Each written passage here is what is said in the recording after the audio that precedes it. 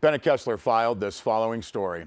He kept a very low profile for months while the town of Mammoth Lakes agitated through its cash crisis. But last Wednesday night, Mammoth Mountain CEO Rusty Gregory went public. He called himself an impediment and called for living and doing business in a different way. Sierra Wave Media's Bennett Kessler talked to Gregory before Wednesday night's town council meeting and then listened to what he had to say at that meeting. In the private conversation with Sierra Wave, Gregory said Mammoth Mountain has told the Forest Service that, quote, "We intend to open June Mountain for the winter of 2013-2014, end quote. Now, why does he think June will work this time? Rusty Gregory said he is confident that the market for June can be better defined and that it will be possible to, quote, create a more sustainable mountain, end quote. Bennett Kessler asked Gregory if he supports a lift ticket tax in Mammoth Lakes. He skirted the question by saying that, quote, there are a lot of things to do first. The town budget has to be balanced, he said. They need to find $2 million to pay MLLA. It's a difficult task, end quote. Gregory said new revenue was a question for another day. Now, at last Wednesday night's town council meeting, Councilman Michael Raimondo asked him the same question. And again, Gregory said there's a better way. A business improvement district, he said, would be one way to go.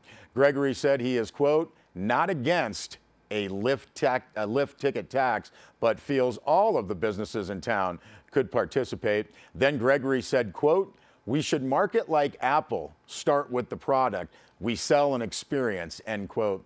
The CEO said the community needs more money for effective marketing. At the town council meeting, Gregory stood up to say that Mammoth is a town of people who want what they want, when and how they want it. Said Gregory, quote, it's a difficult town to lead, end quote.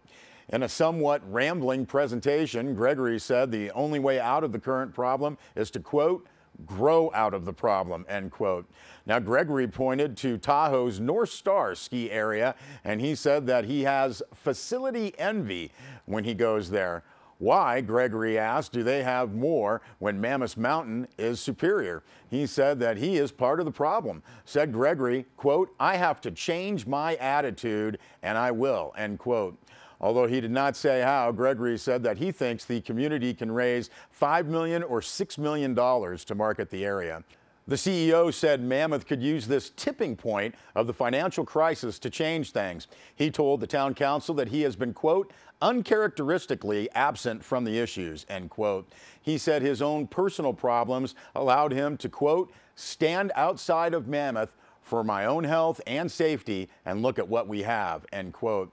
He called himself, quote, the biggest obstacle because I have the most resources behind me, end quote. Now, Gregory said he has very strong opinions on what the council should do or not do, but would not express it. Instead, he said, quote, I strongly support whatever it is you need to do. I'm not going to express the opinion of my rather significant company in our small town other than to say, whatever decision you make, we will not criticize, but we'll go to work to make sure it works out as well as it can. Well, Bennett Kessler also filed this story. All ballots have now been counted in Inyo County with what County Clerk Cami Foote calls the semi-official summary report. Now, the report says that 4th District Supervisor candidate Mark Tillemans beat incumbent Supervisor Marty Fortney by 10 votes. The count, 784 votes for Tillemans and 774 votes for Fortney. The 5th District race still has Matt Kingsley as the winner with 658 votes to Jim Gentry's 527 votes. Now, the Bishop City Council race shows more votes, but no change in results. The winners are still Dave Stottlemyre, Laura Smith, and Patricia Gardner. Stottlemyre had 724 votes, Pat Gardner 659, and Laura Smith with 624. Now, a few more votes in the 2 school board races did not change results. In Big Pine, the 3 winners were Sandra Lund with 533 votes, Danelle Carrington with 490 votes, Carla Baycock with 458. Robert Vance had 377. For the Owens Valley School Board, Sandra Anderson and Aldine Felton were elected. Anderson won with 231 votes. Felton had 158, and April Zerlak had 123 votes. Now, in Mono County, the election results posted on the website remain the same, with the Eastern Sierra school board race between Pamela Haas-Duhart and John Peters, still 5 votes apart. Peters 786 votes, Duhart 781. And the 4th District Supervisor's race still shows Tim Fesco as the winner with 561 votes and Bob Peters with 484 votes. And the 2 Mammoth School Board winners are still Shanna Stapp and John Stavlo. And for those who have asked, President Obama won in Mono County and lost in Inyo County. Well, one man who was elected to his position will resign before his term is up, and that's Mono County Sheriff Rick Scholl. The Mono County Sheriff's Office issued a press release that was a letter from Scholl, and it read, in part, "This decision does not come lightly, as those closest to me would agree. But after deep consideration and weighing all the options, I have made the decision to retire. I believe there is a time in everyone's life that work is not the primary focus, and family, along with personal health, must take the forefront. In the past, I have sacrificed my family along with personal relationships for, quote, the job. I feel at this stage in my life it is time to move on and focus on the quality of life that retirement will allow my wife and I to enjoy.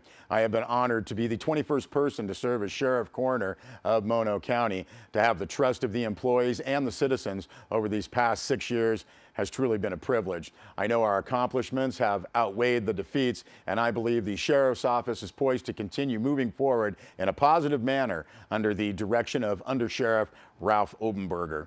When I was sworn in as the Sheriff Coroner on January 8, 2007, 32 years after I was sworn in as a Mono County Deputy on January 8, 1975, it was my goal to lead the department in a positive way with the attitude that we are accountable and responsive to the citizens and visitors to Mono County.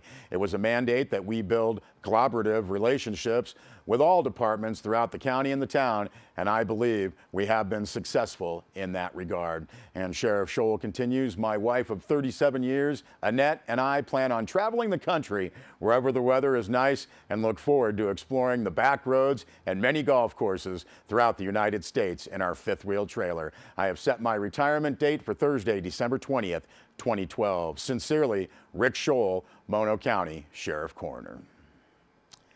Well, skiers and snowboarders were happy to get back on the slopes last Thursday. That was the opening day at Mammoth Mountain ski area. Here's the countdown for that first chairlift last Thursday morning.